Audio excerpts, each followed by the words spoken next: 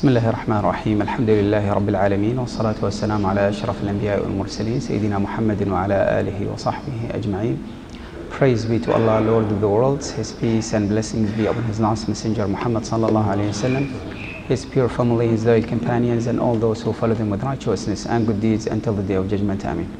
Dear brothers and sisters, Assalamu alaikum wa rahmatullahi ta'ala wa barakatuh. Wa alaikum assalam. With the wisdom of Allah subhanahu wa ta'ala, the creation usually passes by stages. So we start our life very weak, and then we have a time of strength and youth, and then old age and weakness again. And new blood come on and to fill that gap, new youth, and so on. And this continues. So this applies to every human being. You start your life with weakness, then strength, then another weakness, and you pass on to the next life.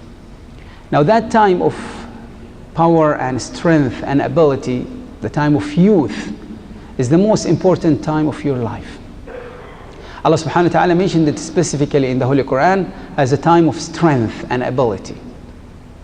Time of strength and ability. And guided us to utilize it in the best possible way. The Messenger Muhammad also guided us to utilize it in the best possible way. So today we'll speak about some of the highlights of the time of youth and the importance of youth for building the future. And the first and foremost, what is required from youth is to believe in Allah subhanahu wa ta'ala, to have strong iman and faith. This is very important, because anything that is based on faith and iman will have a good outcome in this world and the hereafter for himself and those around him. Anything that is void from that might have good success in this world, but useless for him in the hereafter, and that is a huge waste. Any wise person, if he can do exactly the same thing, but he will get double reward, one reward in this world and a huge reward that does not even compare to it in the hereafter. On the other hand, you have the ability to get only one single reward in this world. Which one should you choose? A wise person will always think in this mentality. And Allah subhanahu wa ta'ala praised the youth of Al-Kahf, Ahl Al-Kahf, the people of the cave. They were youth, very young people. And Allah subhanahu wa ta'ala, when He related their stories, says, verily they were youth who believed in Allah subhanahu wa ta'ala. So the first criteria for them was what? Belief. They have strong faith. When you instill strong faith in the youth, this will live on forever with him. This will be his biggest motivation. If you wait for that till later on, it will not be, or it might not be that strong.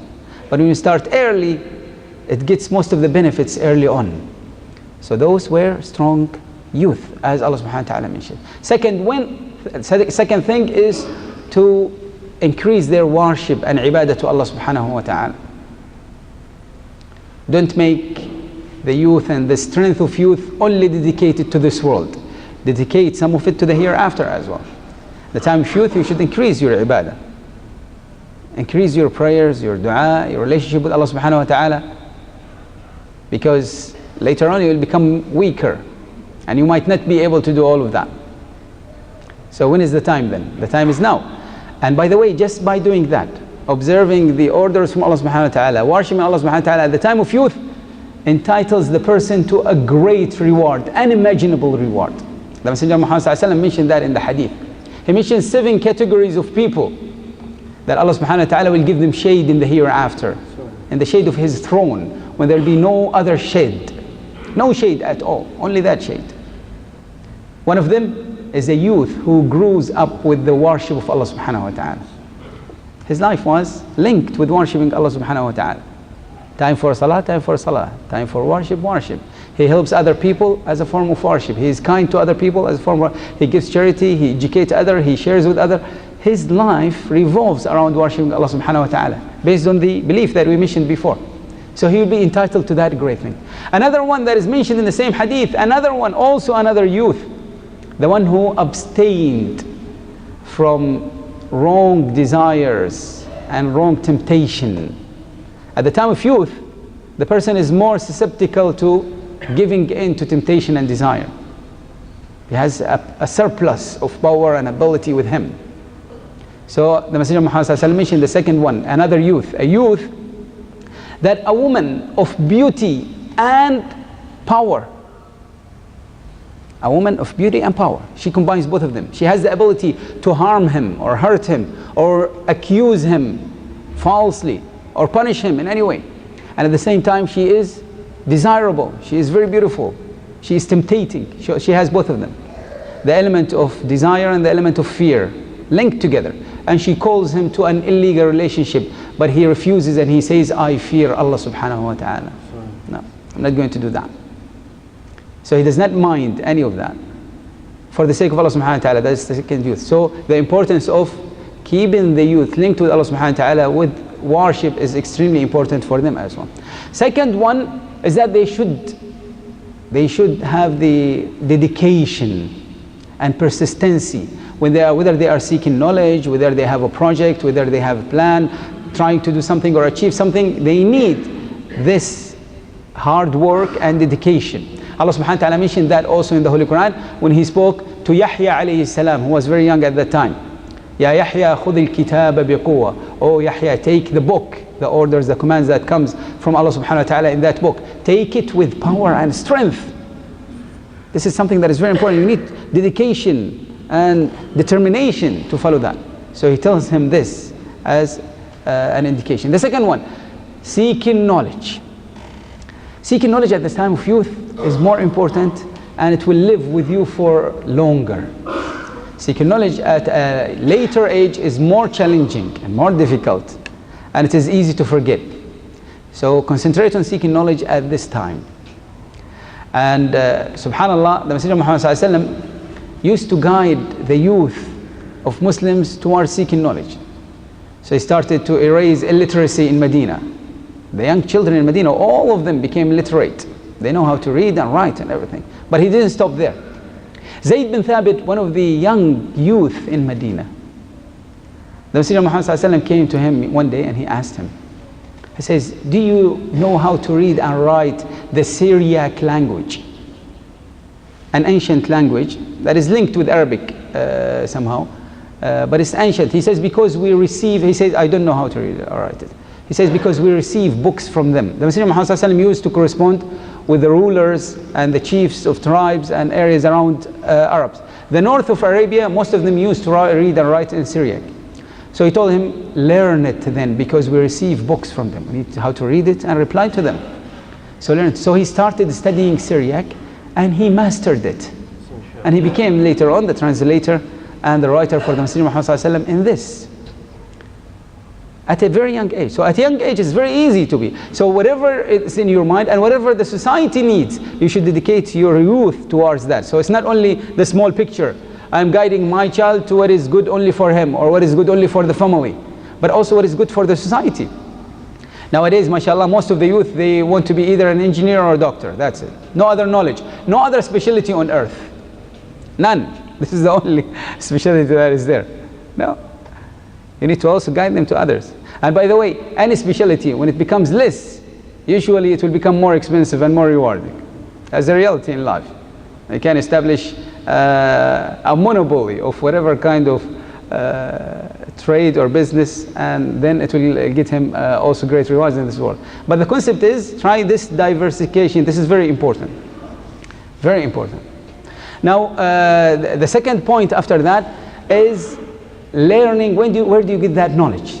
Especially the knowledge of the religion. You cannot get it from the internet, you cannot get it from social media, you cannot get it from any lecture that you hear somewhere without knowing who the person who is speaking is, what are his credibilities and pretension. It's not only about the elegance and kind speech and nice talk that the person gives.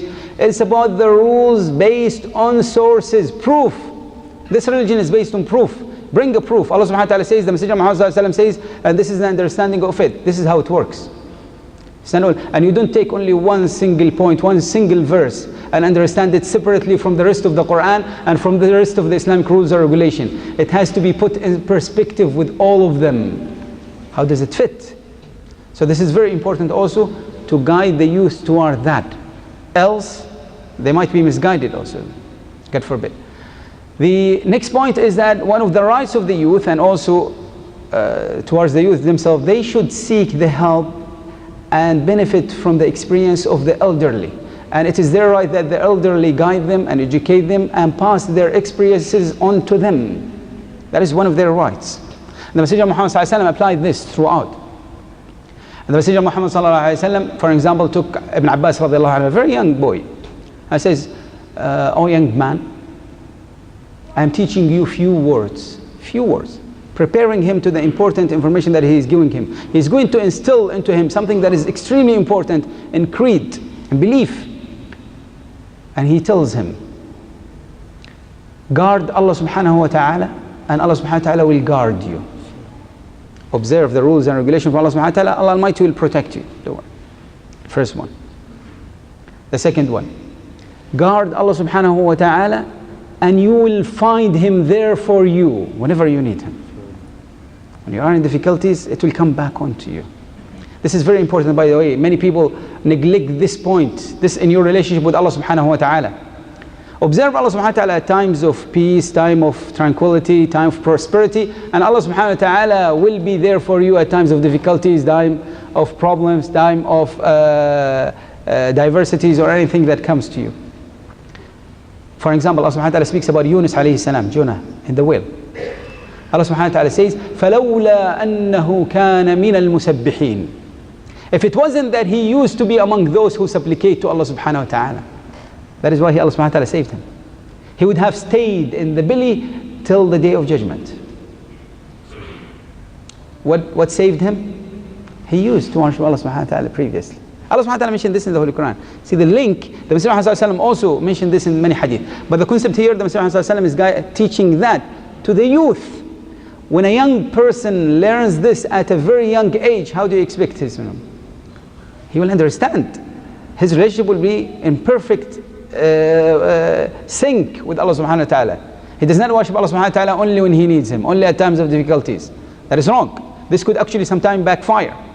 So he's neglecting Allah subhanahu wa ta'ala, and then suddenly he becomes extreme in worshiping Allah subhanahu wa ta'ala. He could be misguided, God forbid. So you have to have that balance all the time. And then the Messenger of Allah continue with the guidance. This is very lengthy, and we are running out of time. MashaAllah, the concept of youth is extremely lengthy. We have spoken about some glimpses, but today we are just putting some of the highlights. So you should pass on your experiences to the youth. The second point is that the importance of youth in building the future.